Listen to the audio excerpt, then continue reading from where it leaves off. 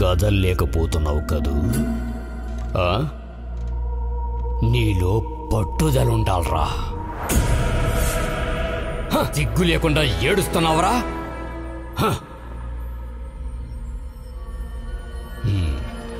రేయ్, 50 సంవత్సరాలకు ముందు అడవిల్ని కొట్టి వ్యవసాయం ప్రారంభించాంరా.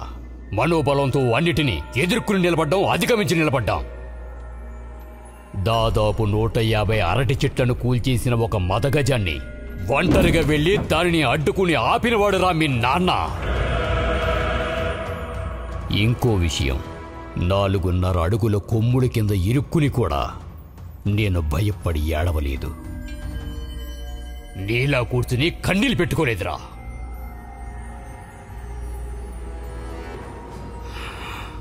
ఇరవై రోజులుగా నరకాన్ని తట్టుకుంటూ ఆయుష్ను పెంచుకున్నాన్రా.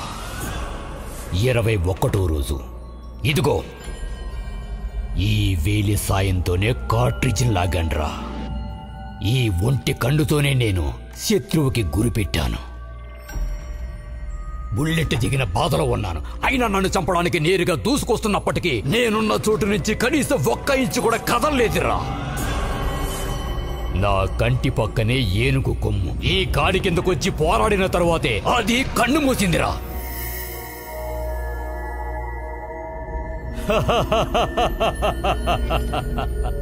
టార్జన్ లాంటోడు మా నాన్ననేగా నీ స్నేహితులతో గొప్పగా చెప్పుకునేవాడివి. నీలో ప్రవహిస్తున్నది నా రక్తమే అయితే కన్నీళ్లు మాని ఎక్కడి నుంచి తప్పించుకో.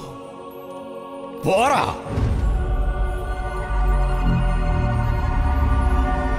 లేదంటే నా చేతులతోనే నిన్ను కాల్చి పారేస్తాను.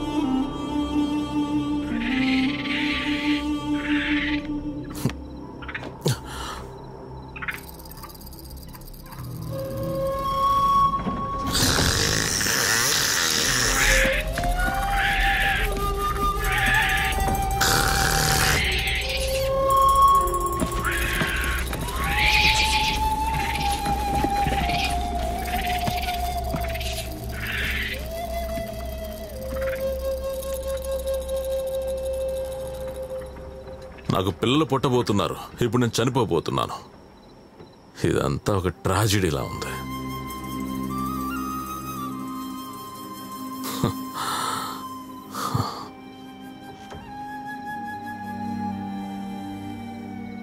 అదే మా నాన్నకు తెలిసుంటుందనుకుంటాను. అందుకనే నన్ను పోరా అని చెప్పి వదిలేసి వెళ్ళిపోయాడు. అదే విధంగా అందుకని మనం ఎలాగైనా బయటికి వెళ్ళాలి.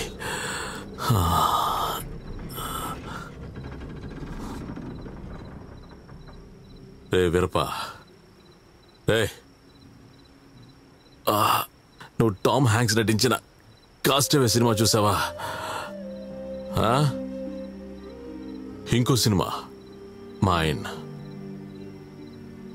మరణానికి దగ్గరగా వెళ్ళి తిరిగి వచ్చిన వాళ్ళ గురించి చూపించేదే ఈ సినిమా. అదే విధంగా మనము ఉండాలిగా.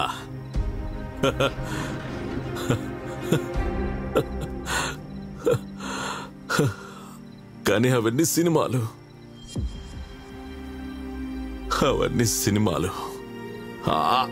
మై గాడ్, అన్ని సినిమాలే.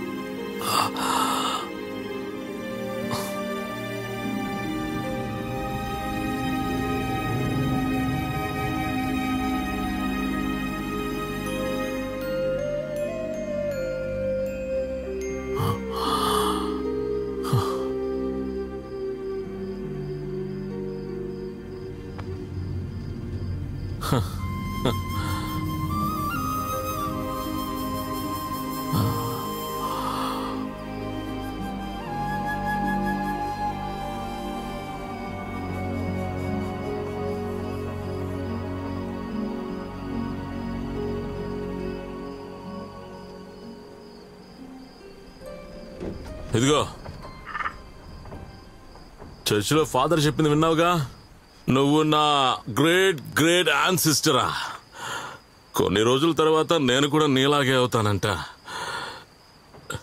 ఏయ్, ఇదిగో, ఇటువంటి ఒక సాధనం ఈ వీరప్పన్ కాలి కింద ఉంటుందట.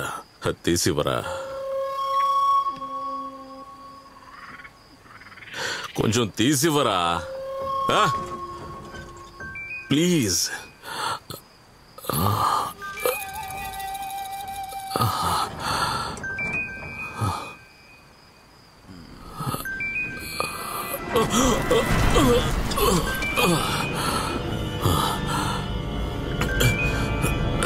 వీరు, ఆ ఫోన్ తీరా. నీ కూతురు అనుకుంటా. నువ్వు మాట్లాడటమే లేదని తను ఎప్పుడూ చెప్తూ ఉంటుంది. తీసి మాట్లాడు. నీ కూతురు అని చెప్తున్నాను కదా, తీసి మాట్లాడు.